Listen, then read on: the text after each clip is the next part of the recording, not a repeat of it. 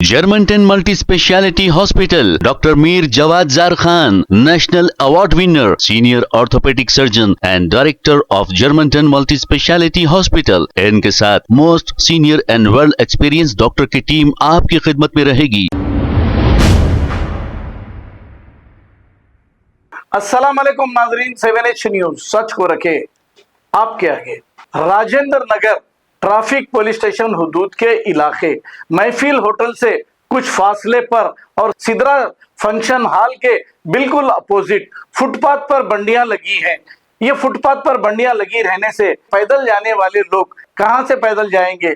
ये रोड पर से अगर पैदल जाएंगे तो फिर एक्सीडेंट होंगे और फिर ट्रैफिक में खलल पड़ेगा। लेकिन इसकी फिक्र किसको है? अब पता नहीं राजेंद्र नगर ट्रैफिक पुलिस से इनका क्या मामला है, पता नहीं, और इन्हें खुली छूट दे दी गई है।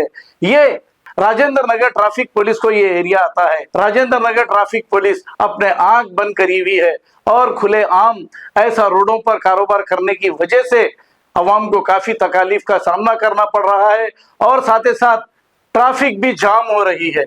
आइए देखते हैं इसी की रिपोर्ट।